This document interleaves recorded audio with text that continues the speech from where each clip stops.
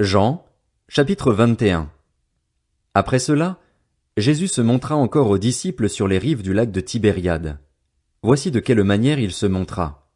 Simon-Pierre, Thomas, appelé Didyme, Nathanaël, qui venait de Cana en Galilée, les fils de Zébédée et deux autres disciples de Jésus se trouvaient ensemble. Simon-Pierre leur dit, « Je vais pêcher. » Ils lui dirent, « Nous allons aussi avec toi. » Ils sortirent et montèrent aussitôt dans une barque, mais cette nuit-là ils ne prirent rien. Le matin venu, Jésus se trouva sur le rivage, mais les disciples ne savaient pas que c'était lui. Il leur dit, « Les enfants, n'avez-vous rien à manger ?» Ils lui répondirent, « Non. » Il leur dit, « Jetez le filet du côté droit de la barque et vous trouverez. » Ils le jetèrent donc et ils ne parvinrent plus à le retirer, tant il y avait de poissons.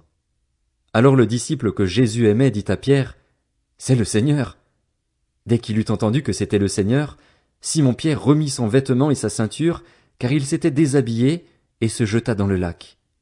Les autres disciples vinrent avec la barque en tirant le filet plein de poissons, car ils n'étaient pas loin de la rive, à 100 de mètres. Lorsqu'ils furent descendus à terre, ils virent là un feu de braise avec du poisson dessus et du pain. Jésus leur dit, « Apportez quelques-uns des poissons que vous venez de prendre. » Simon-Pierre monta dans la barque et tira le filet plein de 153 gros poissons à terre.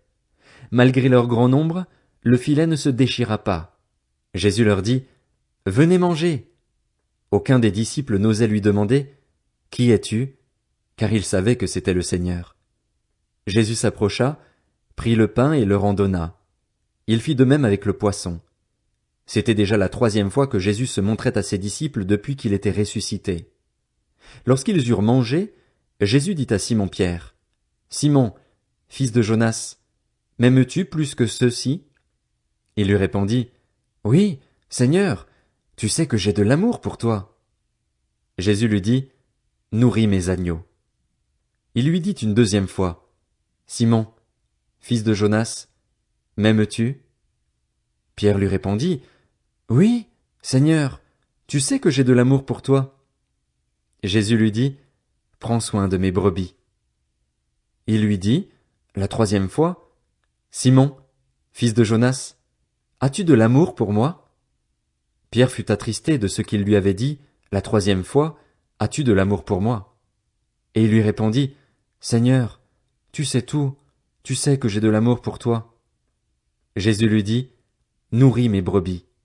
En vérité, je te le dis, quand tu étais plus jeune, tu mettais toi-même ta ceinture et tu allais où tu voulais.